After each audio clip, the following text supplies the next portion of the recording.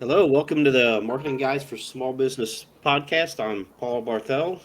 I'll be the host today, and I'm joined by Jen, Ian, and Ken. And today we're going to talk about website maintenance, why it's important, what's involved, why you should do it, and why you might want to outsource it. So, I'm sure everyone in this panel is run into this because we hear it all the time.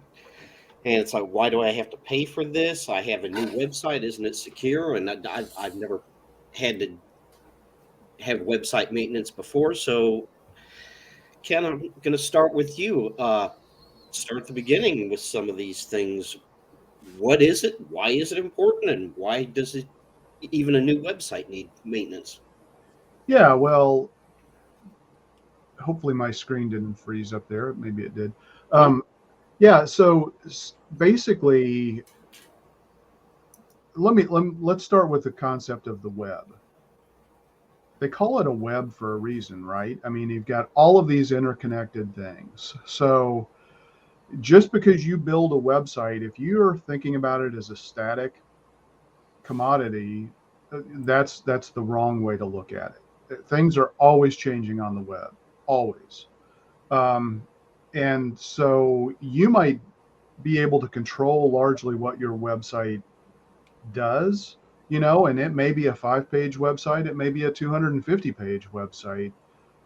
If it's a 5 page website, obviously there's probably a little less rigor required in terms of maintenance. But the reason you need to maintain your website is because of hackers and security related issues. Number one, the fastest way to get your website hacked is to not maintain it. I mean, there are people who literally go to school and their training is how can they hack websites. Oh, And that's all they do all day long. They fill out forms. They try to get people to click on, malicious things. They try to insert malicious code on websites. So you can't just set it and forget it. There are platforms that are out there that make it sound like it's that easy. They take care of that on the back end, and that may be a good solution for for really small business, or if you're not really focused on a search engine optimization type strategy. But really, you just can't set it and forget it. The other thing is, just because somebody built you a brand new website, you still need to review it and periodically look at it and make sure everything looks good and normal. A really common mistake that we see is when people build a new website, they get lazy. If you had an old website and they're grabbing content from your old website, they may literally, while it's in a development environment, it may look fine. They may grab an old picture from your website. First of all, you may not have the approval to use that licensing of that picture because the previous website provider may own that licensing. So, but as soon as the old website is taken down, your picture is a broken link because actually your picture was never uploaded to your website directly. It was pointed to your old website.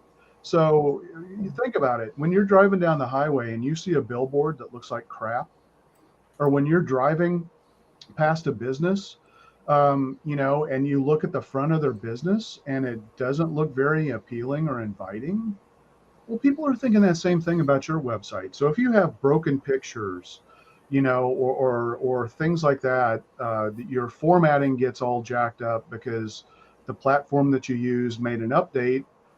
Look, you can only monitor artificially these things, or automatically, I should say, so much. I mean, at a certain point in time, it just takes somebody to go take a look at it and make sure everything still looks right, because formatting could be jacked up, but your system may not tell you that formatting got messed up. So it's really important, and it ultimately comes down to the credibility of your business. Why give people any reason to not trust your business or think that your business isn't actively in business? I mean, an old, outdated website says a lot of signals that maybe your website's not in business. And we live in an economy, we have for the last couple of years, and it looks like we're going to see this for a continuing period where there's massive change in businesses. Some businesses are opening, some businesses are closing. It happens all the time. Sometimes another thing, and this is more content related as opposed to the care and feeding of, the system that runs your website. But, if a lot of businesses are changing their business hours because they can't hire staff, or a whole variety of reasons. If you have that incorrect information on your website, somebody looks you up online and they decide to drive, 10, 15 miles to your business and you're not open, that's not good either. They may never come back. I can speak from experience. I have never gone back to a business because they didn't give me the proper information from their website.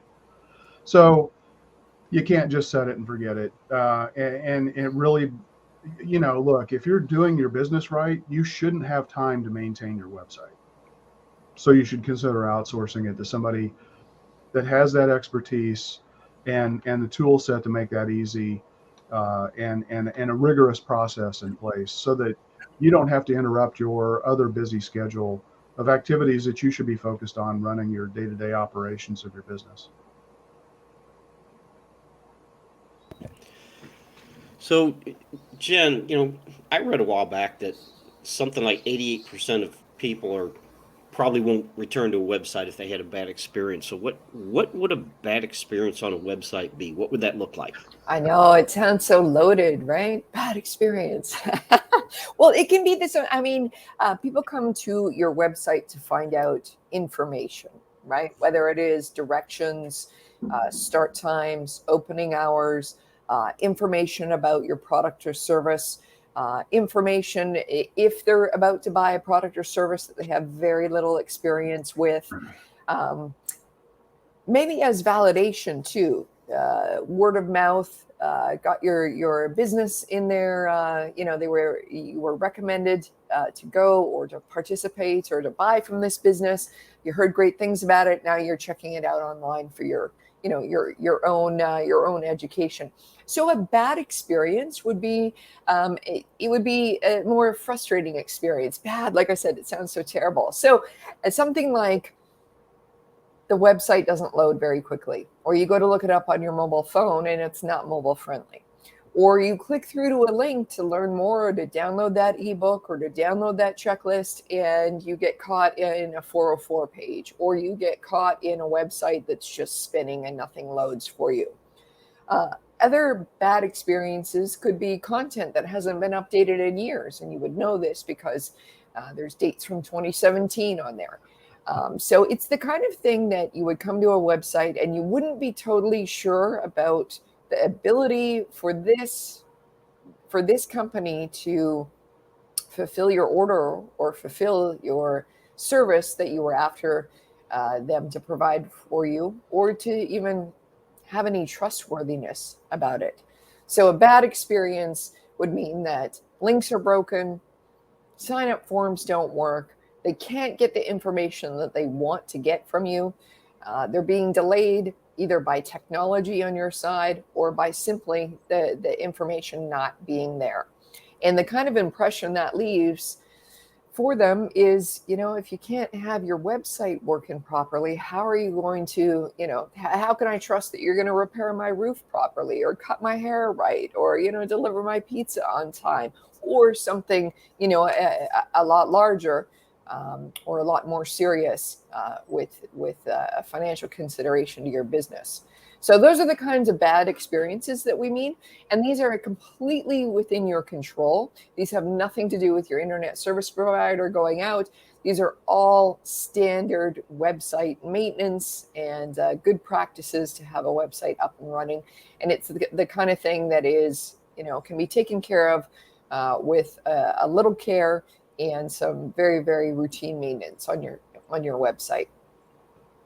And Jen, do you see these two as well? Like the ones I keep coming across are they're not HTTPS, so they don't have SSL secure certificates. So Google actually will tell you, like, this is an insecure site. Your data may be in jeopardy, basically. And then the other one I see a lot of still, which surprises me because I guess I'm in the industry, is non-mobile optimized websites. So, if in some industries, 60 to 70% of all users who come to your website are mobile, right, on their smartphone. If you try to bring it up and you can't read anything because it's mouse type and you have to scroll around, right, to try to even navigate the old site. Do you guys come across that a lot? Yeah. Those are good points. Those are good points. Especially the non-secure one. It makes you feel like you're going somewhere dangerous when you get that flashed up on the screen, and you're like, oh, I'm just going to look at this information. But as well too, some of the pushback that we have heard about the making sure that does your site work on mobile is like, well, no one's going to buy ABC, whatever we're selling, on their mobile phone. It's much too large of a commitment or too long of a sales cycle. But I think you're missing the point there. People do all kinds of research, all kinds of information gathering on more than their laptops. So well, and even if the transaction's not going to happen, and even if users don't really go look at that particular website because of the nature of that business or transaction, Google cares, and it has an impact on your ranking. That's very fair. Yeah. So mobile is everything these days. Yeah. Whether or not, in fact, most websites are the algorithm Google uses now, and this has been going on for probably 3 or 4 years, is that they've moved to the mobile first optimization or algorithm, right? So right. Yeah. Mobile first indexing. Yeah. Thank you. So Ian, you coined a phrase. Is this your phrase? Mouse typing? Is that what you said? Mouse type. It's so good too. I'm like, Mouse only type. a mouse can read it. No, I don't know. In one of the businesses or corporations I worked in, we used to call like the legalese type at the bottom of things mouse type. Right. Oh, all Because right. it was so small. Yeah. Well, I learned good. something today, so that's a plus right there. Mouse type. All right, good.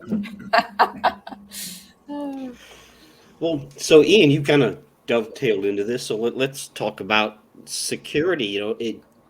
You talked about SSL. Is that all it is? And something I've heard is I don't actually sell anything on my website. They just fill out a contact form. So why should I be worried about security? Yeah, the first answer to that goes back to what we just talked about. If Google cares about security, we should all care about security, because Google is the gateway for most of our websites to get actual people, buyers, to our website. So that's super, super important and shouldn't be overlooked. The other is that, when Jen was talking about that pop-up that happens when you try to go to an unsecure website, that's a horrible experience. And you actually have to jump through hoops to actually, it's almost like you're signing a waiver when you do that, because Google's saying, do not go to this website, whatever you do. But if you want to, really small, click here, advanced settings or whatever, then click here, you're taking your life into your own hands, because you're opening yourself up to potential malware, right? That's what Google's saying, is you're putting yourself at risk. In fact, I think that's the words it uses. So that is, that is a horrible experience when you're trying to reduce barriers for people to go through their buyer's journey. How much harder? Imagine if you were to want to go to a physical location of a building and they've got police tape across the entrance saying, do not enter this building. But if you want to, you can slide underneath the police tape. It's ridiculous to think that it doesn't impact the person trying to get the information and buy from you. So I think that's really important. The other piece is that SSL is important, but it's part of your overall tech stack. By tech stack, I mean all of the technology you need as a business in order to deliver a website that's, optimized, secure, and hits all of the right buttons for your prospects. So SSL is super important. Throat lozenge time. To help keep your website from being hacked, to give a sense of security to visitors, and also to get people there through Google. Your website is hosted on a server through your hosting company. Your server is based on PHP usually. I won't even go into what all that is, but it's a technology platform that hosts your website. And if you're with a reputable host, that will get updated on a regular basis, but they're often several versions behind, so you can force updates, that kind of stuff. Your website is based on a content management system like WordPress or Drupal or Wix or something like that, right? Where it's an actual content management system, and you have to update that. Your website has, if you're on WordPress, it has themes, it has plugins. You have to update all of those things. And all these tech stack elements can become outdated. They need updating. Sometimes they need to even be replaced because sometimes plugins, themes, whatever it is, those companies go under occasionally. So when you actually click on the plugin and go to info, you can actually see when the last time it was updated. So even when you're installing plugins, you should do that, because if it hasn't been updated for 6 months or more, don't use that plugin. That's a bad plugin because they're not keeping it up to date. So any of these things can be a weak link. The good ones are constantly updated, meaning the developer is always aware of any potential hacking weaknesses that might be in their plugin or their theme. WordPress is constantly updating their platform because they're trying to close up these gaps. Of course, they're trying to make it better as well. They're trying to improve the functionality of the themes, the plugins, the platform. So you have to keep them up to date. But if you can't keep these technologies up to date on an ongoing basis, you're basically leaving your barn doors open of your website wide open for hackers to exploit. And they will. And once your website has been hacked, you are forever in the bullseye of hackers. Trust me, we've taken on, we've inherited websites from clients that come to us who have been hacked. And we do malware remediation and scanning and all that kind of stuff. But you have to understand that once your website has been hacked, your URL is on the dark web, and hackers will find you way more easily because they know that there's been security breaches in the past. So why wouldn't they target companies that have had security breaches? You need to do malware scanning on a regular basis to catch immediate problems. But some of these malware, and just think virus, like that's probably the easiest way for most listeners to think of it. Like sometimes malware can immediately create an effect on your website. Ransomware, all those kind of things. But sometimes they sit dormant for days, weeks, months, even years. And if you're not scanning your website constantly, these things can hide there and then just crush you in the future. So you need to be smart about that.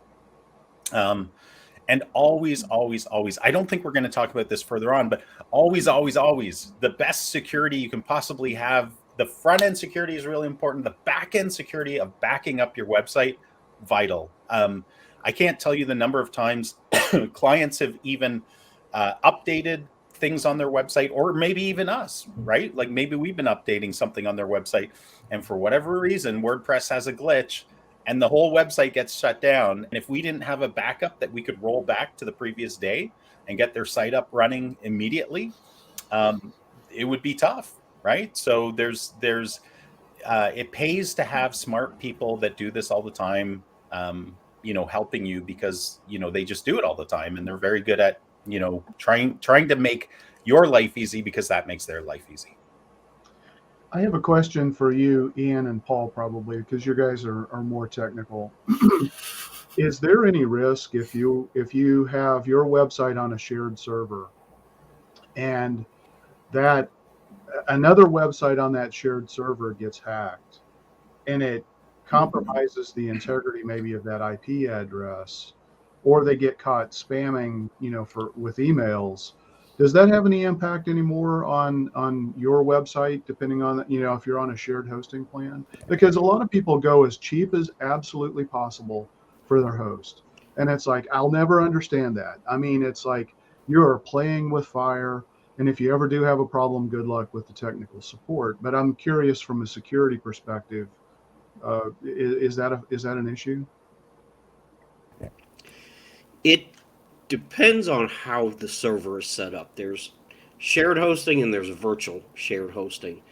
And it depends on how the hosting provider isolates those things. So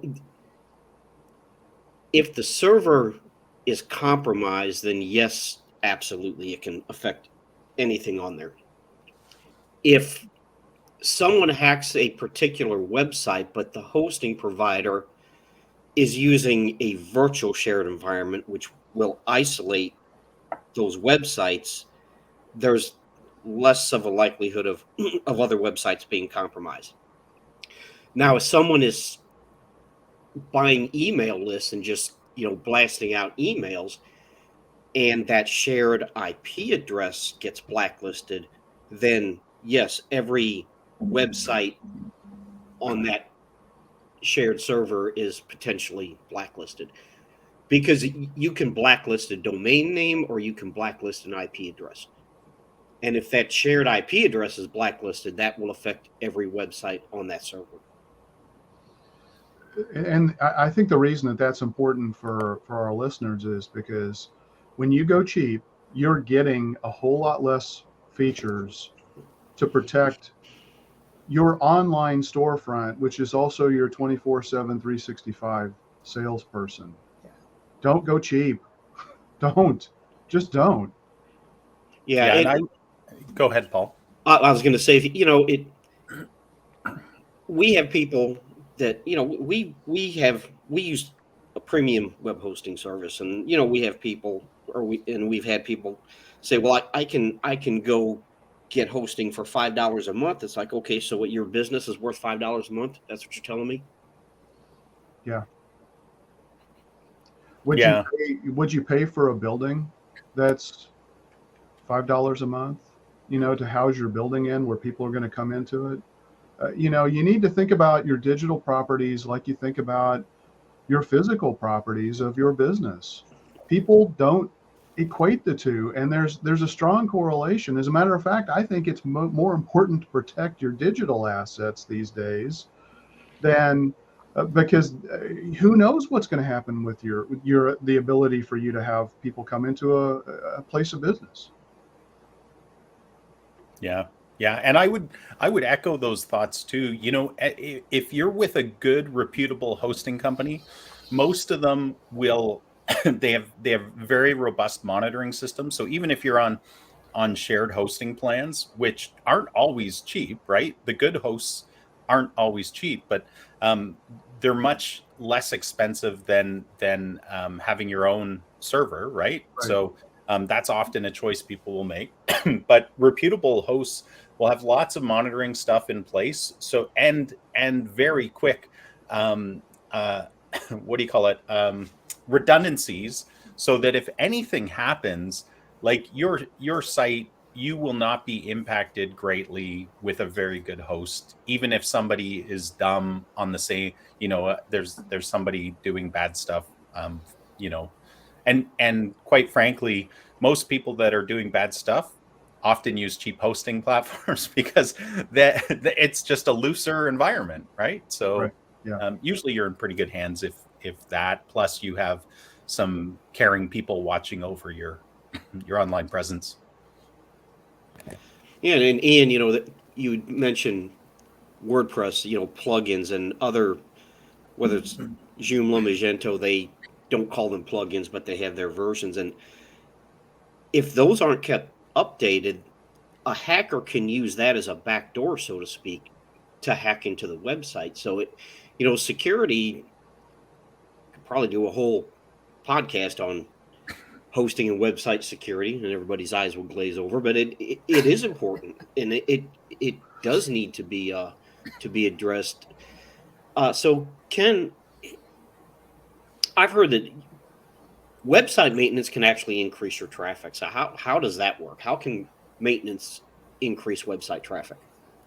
Well, Google operates on this concept of EAT, expertise, authority, and trust. So, content on your website, feeds a lot of that. But the structure of your website also feeds a lot of that. And if you're not maintaining your website, you've got broken links, and Google is, the Google bot's crawling your website and it sees you've got broken links, why is it going to continue to trust your website to present it high in search results? Because you're not paying attention and fixing these issues. So, by fixing broken links, by removing duplicate pages, adding new content, you're sending signals to the search engines who are constantly crawling your site. At least they should be. If not, that's another maintenance problem that you need to fix.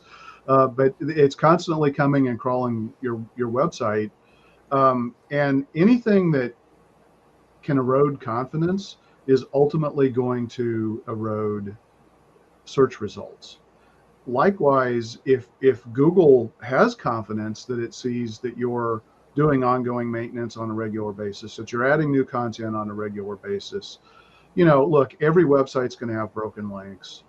There's nothing we can do to prevent that. If somebody, links to a piece of content on our website, and we take that piece of content down, or change the URL and it breaks, or vice versa,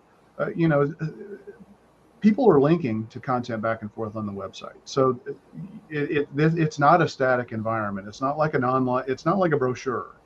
It's not like an online PDF that you view that never changes and nobody ever does anything, to try to connect with it. So you have to pay attention. And, if you're doing a regular job of updating and maintaining content, it's like the first level of search engine optimization is really, the website monitoring, care, and feeding to take care of these, because they're low-hanging fruit type items.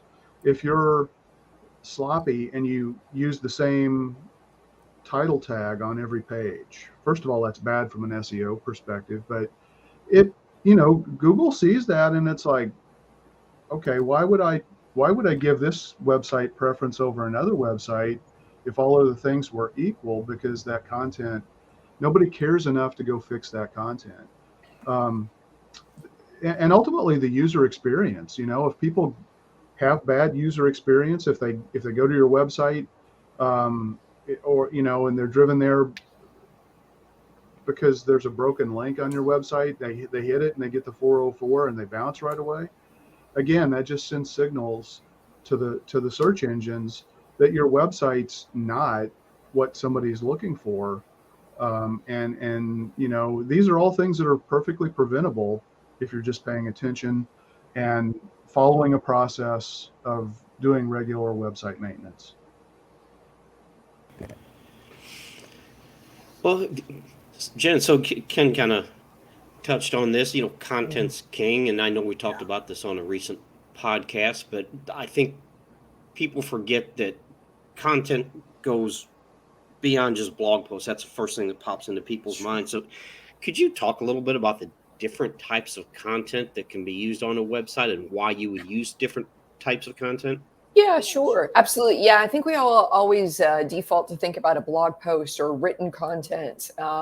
Video is content. You could have audio snippets on there. You can have downloadable. I always like to go with downloadable checklists, but there can be downloadable documents, downloadable maps, downloadable infographics, visuals, as in diagrams. Can count as content for sure. So when we say content on your website, just think of it, you could replace the word content with information. So any kind of visual, text, audio information on your website. The point is that if you're thinking about your audience, we got to think about them in a few different ways. So first of all, and one of your audience members, we can't only be thinking about our target market. One of our audience members, as soon as you get into the digital world, one of your audience members, like it or not, is going to be Google. So what is Google looking for? Updated content regularly. Does that mean every single day? No, but at a regular cadence. So if you're going to start to take your website very seriously, like Ken said, as a 24/7, 365 salesperson, which essentially it is, what kind of cadence can you update your content in? It can be weekly, it can be every 2 weeks, every 3 weeks. It just has to be consistent. And then it has to be relevant and helpful content that is of value and original for your users. So, and the other thing I wanted to say about your target audience is you got to think there's many different types of buyers, right? You've got your buyers that's going to pull the trigger, holding the checkbook, if you will. We do a lot of B2B work, so that often involves there's several influencers involved, several people that you have to go through, say IT, finance, end users, in order to tick the boxes so that the grand decision maker can pull the trigger and say yes. But also too, no matter if you have one buyer that can make the decision very quickly off your website. Your audience is made up of people that have different learning styles as well. So not all of us like to dive in and read a whole bunch of content. So if you have diagrams, if you have any kind of infographics, visual, audio, video, just be sure that the different types of ways that people learn are covered on your website with the different types of content. As well, if you produce one piece of content, several different pieces of content can come out of that. So, for example, we do this podcast weekly. We have part of it, the first broadcast on video. Each of us are allowed to chop that up into smaller snippets in order to use as content. We have the audio, which is used as going to the podcast network. We can also chop up the audio into audio snippets. We get the transcription, so you can get several blog posts out of that, because we tend to talk a whole bunch.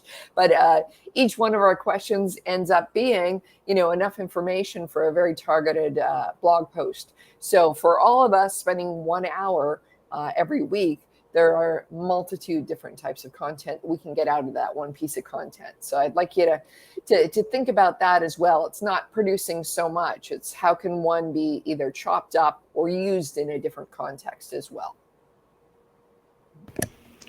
Okay, good information. Ian, I want to go back to security for a minute, because we talked about why it's important, and I know I'm giving you all the hard questions, but how would someone go about finding security issues? Is it a manual process? Are there tools that can be used? And is it something the average person could fix? Yeah. So yes, there are tools. There's scanners. This is such an important factor for us that we've actually created an elevated hosting package that has its own security tech stack in it, and some of that is monitoring and scanning software. But just so you know, there's lots out there that you can use. One of the best in the industry is called Sucuri, and I'll just spell it out, because I think if any listeners want to check their own website, and maybe we could include the the link as well, but it's sitecheck.sucuri.net. So you just enter your URL there, and it will actually scan your website.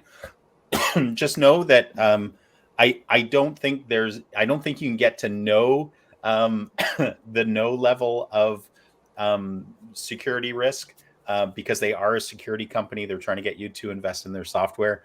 If your site is really secure, it will say low security risk, but it will actually tell you a little bit about what's going on with your website and where there's some security issues. There's others out there. You can just do some of your hosting companies might have a malware checker. There's lots of tools that are out there, and even if you just search for WordPress malware scanning or anything like that, you can come across them. But talk to whoever's managing your website first, because something might be in place already, and they might already be monitoring your website, because monitoring is key. Regular monitoring of your website to ensure that there's nothing untoward going on. But yeah, there's lots of tools. You can check the website. Some are free. Some, offer a light version, and then a premium version. We personally, two tools that we really like on the security side are iThemes Security, which is pretty solid. And then even another level up is WordFence Premium. Just really, really good. You can, with WordFence, you can even block specific countries. So if you're, it will warn you if your website is being attacked. It will tell you, when your login to your website has been locked out because somebody's tried too many times. You can set how many times they can try. We've often had to intervene for our clients, even without them knowing. In fact, even yesterday, one of our clients was under attack from Russia. And so, we were able to put a block on that country and just say, any IP addresses coming from this country, and there are ways around that, of course. But it is certainly like, if they're showing us their IP address, we might as well block it, right? So there's lots of things we can do.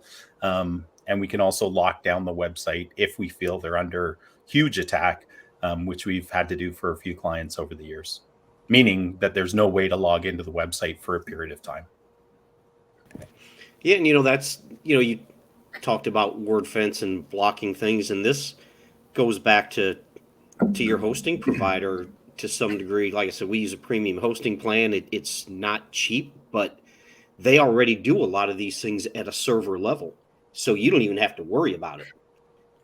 And yeah, we've added this tech stack though, because what we found is some of the hosting providers' malware scans. We actually got caught once because our hosting provider we were investing in the malware scanning, and it kept coming back as negative. And then we actually discovered that, yes, indeed, through a different route, we found out that there was a malware on our client's website. And so we started to learn that there's different levels of quality of malware scanning. And so that's why we've created our own tech stack. We still use the hosting companies as kind of the level one. And then, if a client will invest in the bigger security tech stack, which we always recommend, it just adds more and more layers of security and protection for them. Because the last thing we want to do, even for ourselves as their service provider, we don't want to have to remediate a hacked website, right? It's huge pain. But for them, and as a fellow business owner, I never want my website to be down, and I never want that for one of my clients. So, yeah, that's a good point. Hackers might be lowlifes, but they're not stupid. They're not stupid. No, they're very smart people. You did not hear that. Hear what? Exactly. So, Ken, something else that's really important to Google is site speed. So can you talk about that, and what can cause slow load times? And again, is this something that the average person could fix? I mean, how difficult is it to fix slow load times? Yeah, so it's huge. As I think Ian mentioned, and we talked about before, Google does this thing called mobile indexing first, and it uses this concept called Core Web Vitals, where it looks at the performance of how fast your website loads, each and every page, but overall your website as well. And, it gives you recommendations on things that you need to improve. It tells you what are the slow loading or the resource heavy components. Now, some of that may be gobbledygook, to somebody who's not super technical. One of the best sites and most reliable sites is GTmetrix. You could go into gtmetrix.com, plug in your website, you get a free scan, and it tells you how fast your website's loading. It will give you some ideas of the resource utilization elements that you might need to go in and address and fix. On a simple basis, largely in my mind, there are three reasons why websites load fast. I'm going to talk specifically about WordPress because we just basically do almost exclusively WordPress. But the two of these are going to apply to any web platform. One is, how much script code are you trying to load whenever you're trying to load any given page, and particularly the home page of your website? A lot of people get really sloppy. They add a lot of stuff. There's a lot of bloat that's added over time. If you've had your website for years, you may have forgotten that there's this piece of script code that's still out there. Even if you're not actively using that script code may be trying to load upon first load of your website. So you need to go in and monitor for that and clear that out. That's probably not something that a layperson could easily do, but that is one of the big reasons. Here's one thing that everybody could do, and that is size your pictures properly. You do not need to have 300 dpi, the X large version of a file on your website. Website presentation does not equate to printing quality that's needed in terms of imagery. So you want to make your picture as light as possible. 72 dpi, I think Macs have a different 96. 96. You want to try and get it there.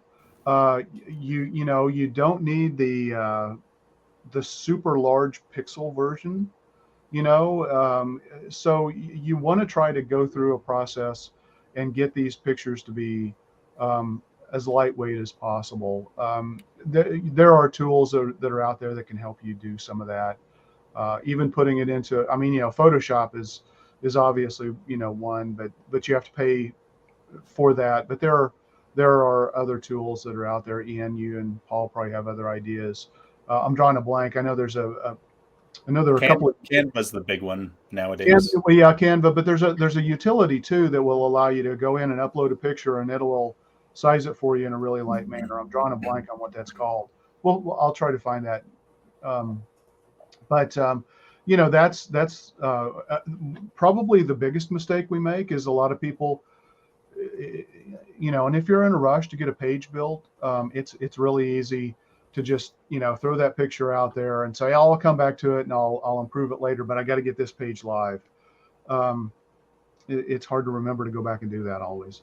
So that's one of the reasons why you want to pay attention to it. And then the other thing is just with WordPress, having a lot of plugins, and, even if they're not actively being used, if they're still sitting on your website, it's just unnecessary bloat.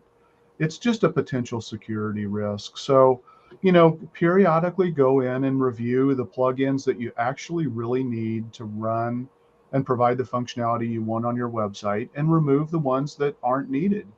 And if you don't address that bloat, it can really have an impact over time. And like I said, it also contributes to security vulnerabilities as well, because you've just got unnecessary pieces of code sitting on your website.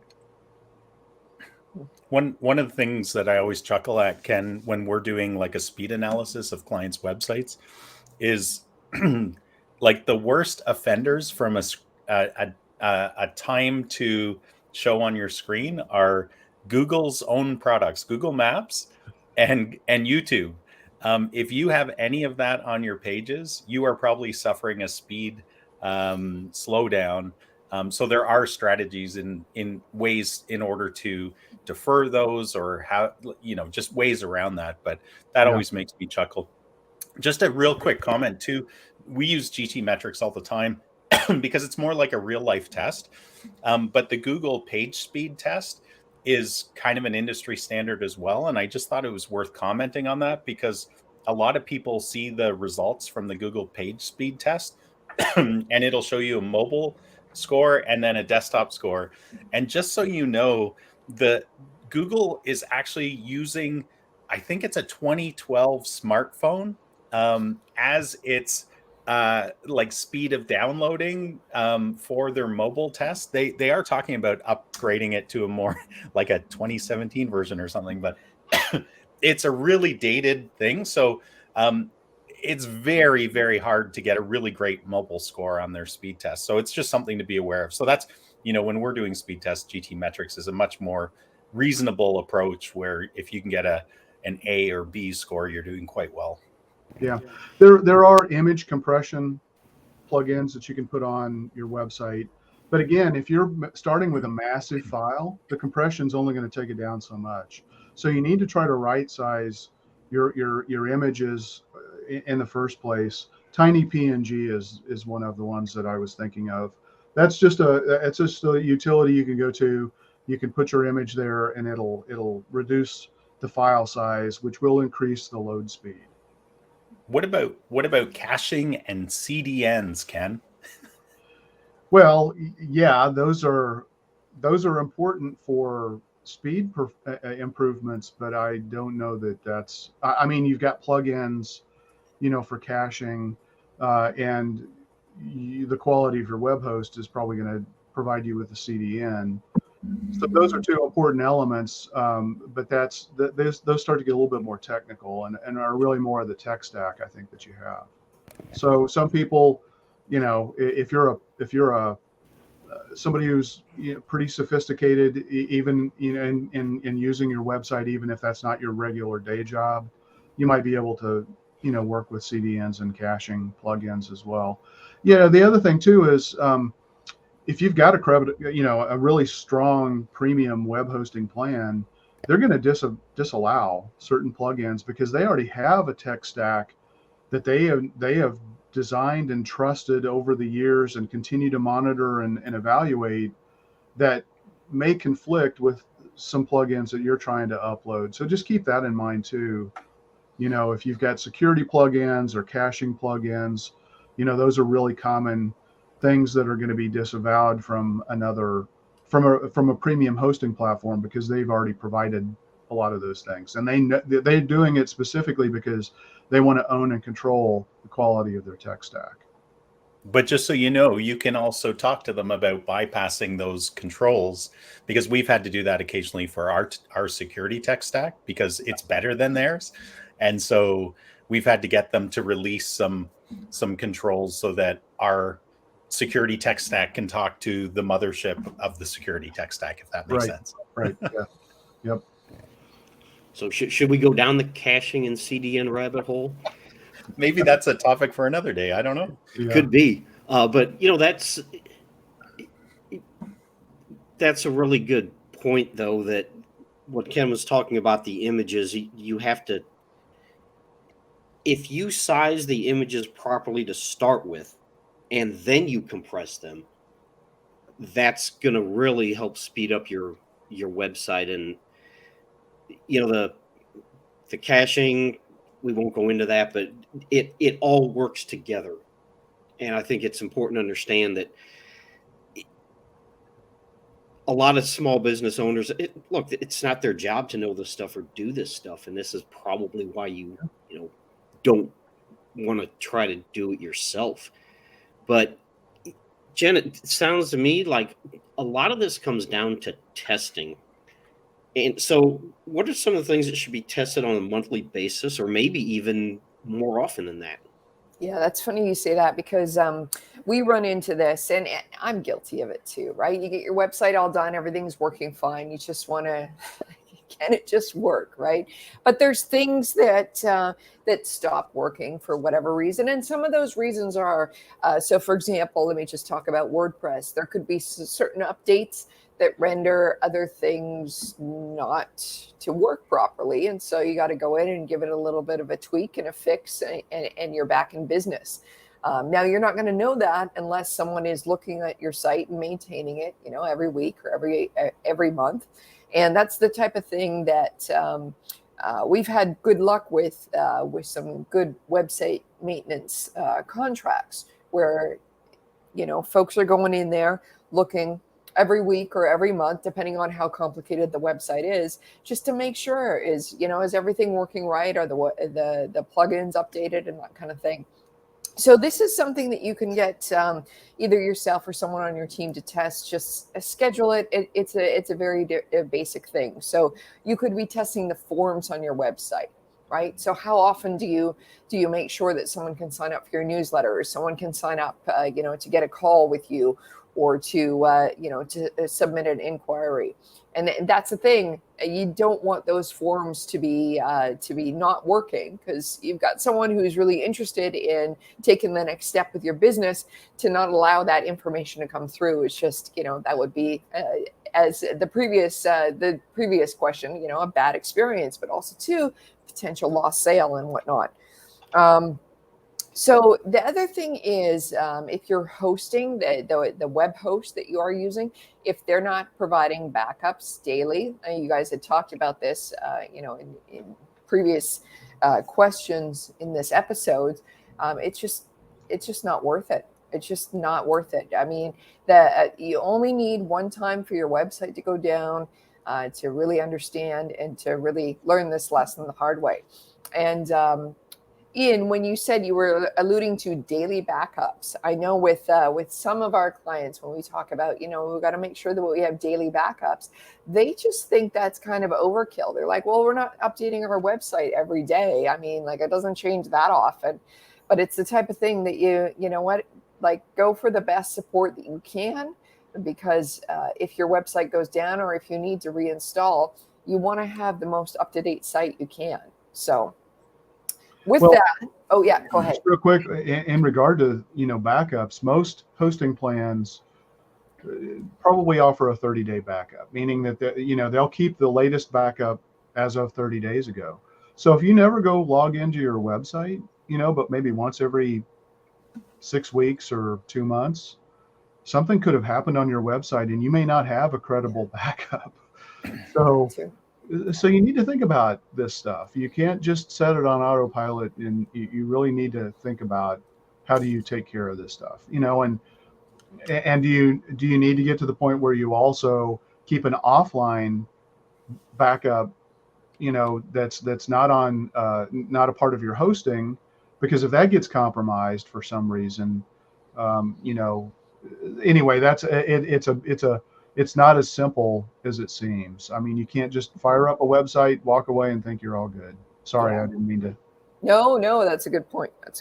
So there we go. If I can add an anecdotal support for something you said there, Jen, about going in and having people constantly testing your forms and whatnot.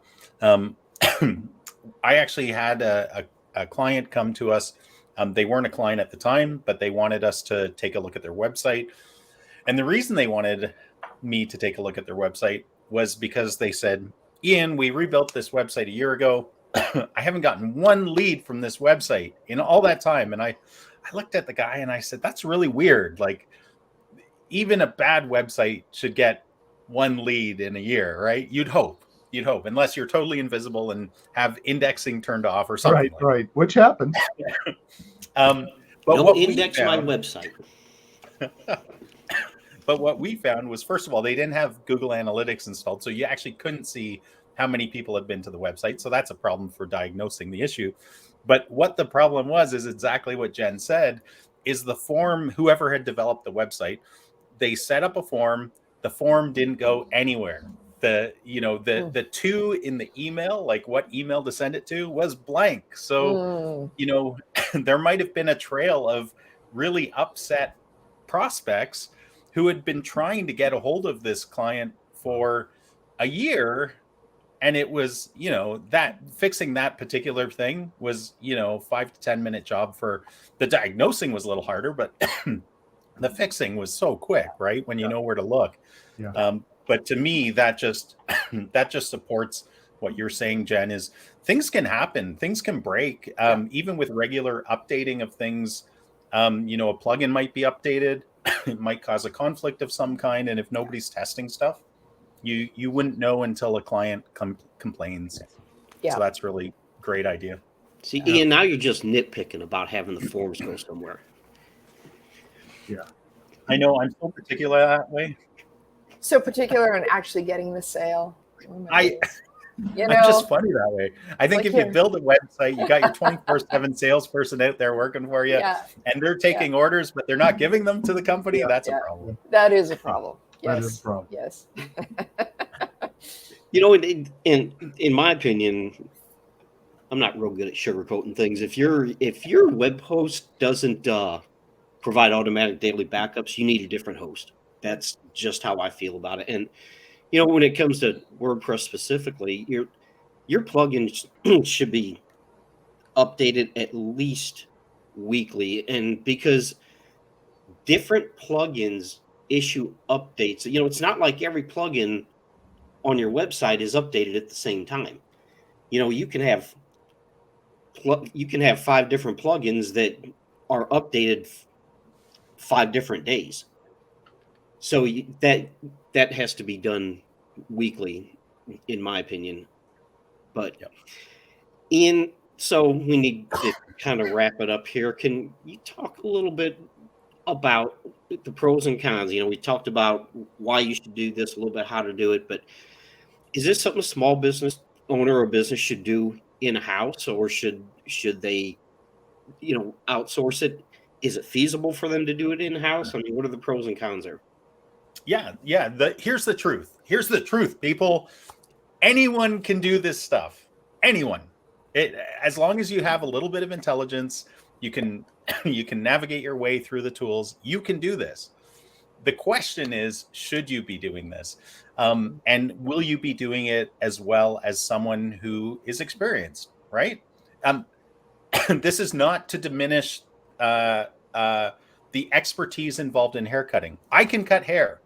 I would do a horrible job on your hair, but it's not like from the outside, it doesn't look super complex because the tools are simple, right? It's not the ability to pick up scissors or a shaver or hair coloring or whatever. It's the experience that goes into the person doing that job with expertise and quality that makes the difference. And I think that's really important and really true here.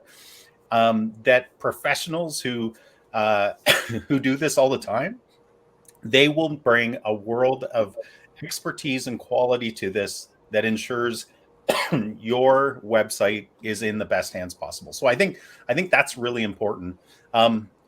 Few other good reasons. We all have good intentions, but good intentions don't get the job done, and they don't keep your website secure, right? Everybody says, "Oh, I started blogging 6 years ago," and you look at their website, and the last blog they did was 6 years ago. They got one out. Great, that's a good start. But that's like that type of behavior, which is very, very common with online stuff because we're all running our own businesses. We're managing people. We have a lot on the go. This will fall through the cracks unless you have, someone looking out for it. So good intentions don't get the job done. And you don't want to lose business because of this. There's a lot of complexity here. You've probably gotten a sense of that. Like it can be very simple, but simple usually isn't super secure or super well maintained. So there's professionals understand the complexity, they navigate it well, and they care about your best interests. And again, someone who does this all the time will have learned from their experiences, whether good or bad experiences, on how to keep your website up to date, maintained, monitored, secure. So my personal recommendation is always leave this in the hands of the professional. And I would go so far as to say, like, not only should they be helping you with the maintenance, the security, all of that kind of stuff, let them choose the hosting company. I've just seen so many times where we inherit a client or win a client, and they've been on GoDaddy for 17 years. We just know because we deal with these companies all the time. And I should have used some sort of hidden meaning for the company I just said, because I can't say anything bad about them. You just cost us a sponsor. Let's just say there's lots of options out there, and there's different tiers of quality, and somebody who lives and breathes this stuff will make sure you're in the best hands possible. That's all I'm going to say. Can I add one more point? Of course, yeah. So your domain registration and your hosting plan are typically, your domain is annually or whatever term you buy it under. And your hosting could be monthly or it could be annual plan. Pay attention to those emails that you get. And if you don't know if it's legit, because there are a bunch of spammers out there that say, hey, your domain is about to expire. You can spend $280 to get it renewed. And they send you mailers, they send you email. So some of it's not credible, but you should know who you're trying to steal your domain, right? Exactly. Like there's actual hackers Yeah. So you want to make sure you know who is your domain registrar. You want to make sure you know where your website is hosted. And pay attention when those renewal emails come up, because even if you have a credit card on file, your credit card may have expired. And so you need to pay attention, because those things are only purchased for a particular term. So you need to pay attention to when those terms are coming up for renewal. And you guys probably find this, right? Like we when we build relationships, we call it partnering with our clients, right? Because we're there to be their marketing authority and guide. Usually once we've started working with a client for a little bit of time, they know, just because, we might be on a call or something and they'll be like, "Hey, I got this email," and they'll learn to use you as the filter, you meaning you're the marketing expert, as a Right. filter Right. to determine what's real and what's not. And almost all the time, once those discussions start, I'm just like, "Hey, just like, if that comes across your desk again, just throw it over to me and I'll give you feedback, but do not click the button. Right. Do not buy these things, because there are so many spammers, hackers, cheaters." And they Don't. come in the mail too. Yeah.